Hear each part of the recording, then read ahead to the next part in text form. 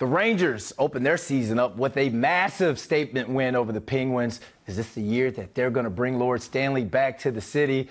Fingers crossed. Well, guess what, guys? I have a New York City sports and Rangers legend in studio with me now. Please welcome Rangers legend and two-time Stanley Cup winner, Adam Graves, in the studio.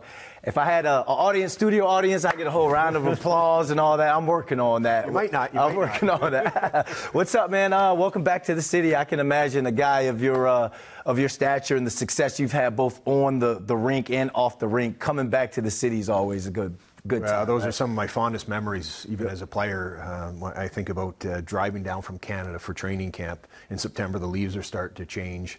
The weather gets a little cooler, and you just can't wait for hockey season. You know it. Yep. And the Rangers have just gone through obviously training camp. Yep. And then you go through the exhibitions, and it seems like it takes so long because you just can't wait for the drop of the puck. And certainly last night against Pittsburgh was an encouraging start to the season, but that's one of 82 games. Yep. There's only 81 more to go before playoffs, but certainly a good start. I know it's a small sample size, one game, but does that show a guy like you, like, hey, this team has been locked in and they understand the mission? They have a mission and a destination they want to get to. Well, for me, I think it's a team that's really grown together. Okay. And they obviously have different varying ages on the team, from the Criators to the Panarins that are older to the younger guys, Lafreniere and Kakko and guys Snyder. So for me, they've grown together. And nothing is linear, as you know. They've been in the conference final 2 of the last 3 years. But it's so competitive, 32 teams in the league, and you have to be ready every night. And watching the game last night, Captain Trouba afterwards just said that this team is really believes in each other and dialed in on that culture. You talk about growing together. You were a part of some great Ranger teams in the 90s. What was the locker room culture like for you guys back then? Like, did you really feel like going into every season, you guys could win the Stanley Cup every year?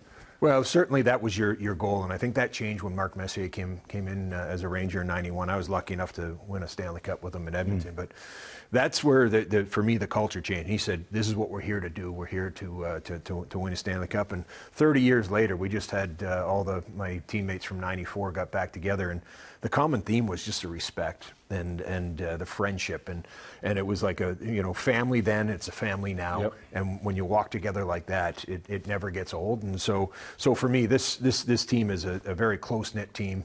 Certainly back in '94, there wasn't 32 teams, but certainly every night was a challenge, much like this. And 82 games, you're going to go through those periods where you're going to struggle. But that's what makes you, because you're going to depend on each other. Yep. This team is no different. They have balance throughout their entire lineup and special teams, and they're going to depend on everyone from the net out. I saw you with Stefan Matteau, Mike Richter, a lot of you guys. It looked like you guys had just gotten off the ice together years back. It's like you guys were still hanging out like every day. You're still in the team facility every day. And for that, a guy like you won 2 Stanley Cups. You've been on 2 Stanley Cup winning rosters. Let's put your GM hat on right now. What attributes or what qualities does a team need to not only make the run, but to win it? Well, and again, and I will tell you that it's always changing because the game has never been better. The players have never been more skilled, never been stronger, more prepared. The preparation that goes into the game now with analytics and strength coaches and nutrition and everything that, even to replays where goals are called back. And the playoffs for me last year were as exciting. They seem to get better every year. And it's a testament to the skill and speed of today, but it always gets a little more physical in the playoffs. But for me, it's having that closeness. You have to have the skill. You have to have the talent. You have to have balance throughout your entire lineup. It's not about 1 or 2 or 3 or 4 players, and this is what this Ranger team's all about. Last year, they set records for wins, points in a season, but it wasn't one guy. It was the entire team, and at different points in the season, you're going to have to depend on guys, and you're going to have to overcome injuries and whatnot. Fox missed some games last year. Lindgren missed.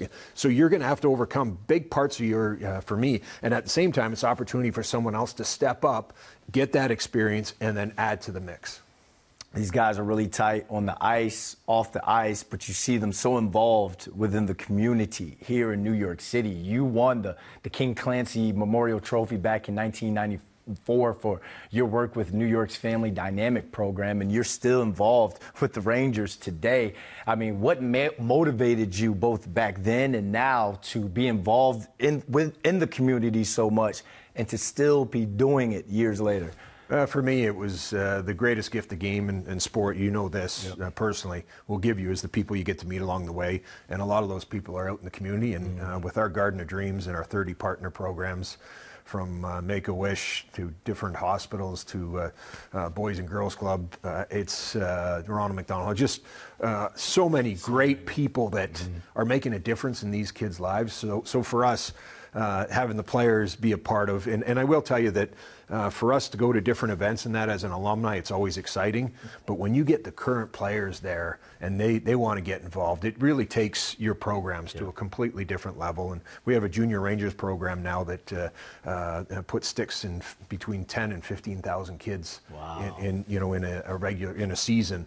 And for me, just having the kids have that opportunity to put a stick in their hand, go on the ice, or even if it's street hockey. It's just so much fun, the athleticism, but for me, it's the friendships. It's what sport can teach you, and for me, it's the confidence and everything else, and it brings people together. And again, from being a player to now being a retired alumni who was lucky enough to still be a part of the community here, it's terrific. Yeah, I remember rookie year, we were doing like Giants Play 60s, and I still MC the Giants Play 60s with the current players, and you have like police officers and firemen, doctors, nurses, coming up to you at these events like, oh, you guys are doing great work. I love to see you, what you're doing in the community. And I'm thinking like, you're a police officer, like you're a superhero, like you're a nurse, you're a doctor, like you guys are the real heroes. We're trying to match what you guys do. But like you said, the people you meet around the city, and it's like everyone comes together as this collective. My father was a head football coach. He always says, each one, reach one, teach one. So we all have we all have a job to do, not only on the field, but you become a legend within the city or the community with what you do off the field as well, you know? So it's you guys, man, you continue to do great things. And like the fact that you're still doing it to this day, man, like it's very humbling, and it's great to be around a guy like you, man. So you were one of the team leaders that snapped a 54-year Stanley Cup drought. You see the city where, you know, the Knicks had their run, Rangers had their run last year. We're looking at the Mets, Yankees. What would it mean for this year's Rangers to go all the way? Well, again, and we were talking earlier when the Mets had the doubleheader, you know, where they won to get into the playoffs. And just the excitement. We were golfing in New York in an event, and they had it on the radio, and you could hear different points on the golf course where everyone was, and it wasn't because of shots that they were making with putts or anything else. It was just New York sports and the fans. And for me, that's a special part. And I say this, the 18,000 people that are at the Garden, whether it's for a Ranger game or a Knick game, and certainly the Knicks, as we all know, they are a team that's been built through the drafts and trades. They are an exciting team. They're one of those teams that you believe has a chance to win. Same with the Rangers. And for me, going on back-to-back nights, it was like in '94 when we both went to the conference, to the Stanley Cup final and the NBA final. It's exciting, but it's exciting just to be part of New York and watch it. You don't necessarily have to be at every game. But you can see it going around the city, whether it's driving, stopping at local businesses. You see the Ranger signs, the Knicks signs. People love their sports in this city, and it's a privilege to play in front of those people. And certainly, home opener on Saturday is going to be no different. Can't wait. It's funny you talking about you're on the golf course and you hear people, you know, cheering and stuff. It's like, I just bogeyed. What's everyone cheering for? You know, like in a situation like that, man. But yeah, the energy, absolutely on fire. Absolutely love it. It would be huge if the Rangers could bring that Stanley Cup home. So let's switch gears a little bit. Talk to me about the Fan First program and how did you get involved with it? Well, Fan First came about a couple years ago in 2023, and I think the whole idea being is because we all are fans and fans of sport, and I think the idea being is where New York Ranger fans and certainly Knicks fans can go to, in the Rangers, for instance, go to NewYorkRangers.com /Fan First.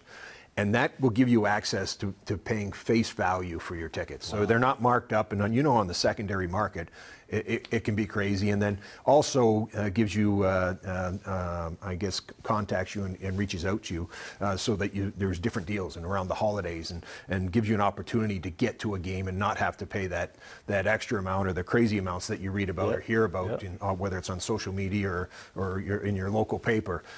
This just gets direct access to tickets at face value. Wow. And that's what you want to do for your fans, because we're all part of this, and we all love Ranger games. Nick, you all want to be in the building when you can, and certainly this is a great opportunity. Yeah, I remember someone got called out, at a Giants training camp, because Giants training camp tickets are free, but someone bought up or reserved a bunch of them and then tried to sell them.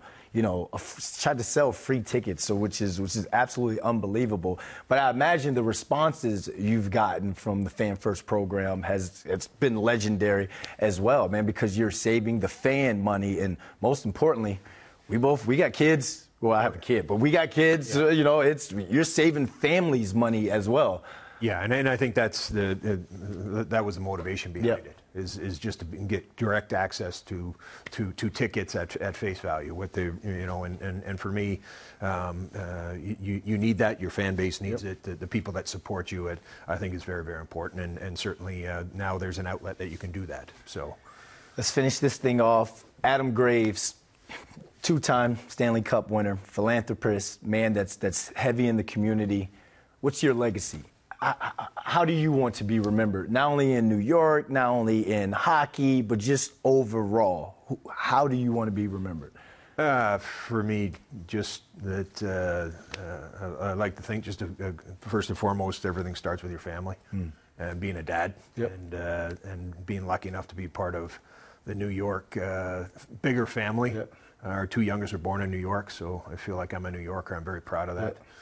So for me, just being lucky enough to be a part of this bigger community and celebrating it on a consistent basis, whether you're at the Garden, you're out at our Junior Rangers programs, you're at Garden of Dreams events. That for me is what life's all about. It's the people. And the game has been a gift because of the people that I've been able to meet along the way that have enriched, my life and my family's life. And for me, I'll always be thankful. Do you ever take a step back and kind of just look and think, and it's like, wow, Gravesy or Adam Graves, look what you've done in life. Look at who you've helped in life. Well, I would look at it the other way. Some of the people and some of the kids that I've met along the way, the impact that they've had not only on myself and my family, just incredible, and capsules. These capsules that you have in life that you never forget, and they stay with you.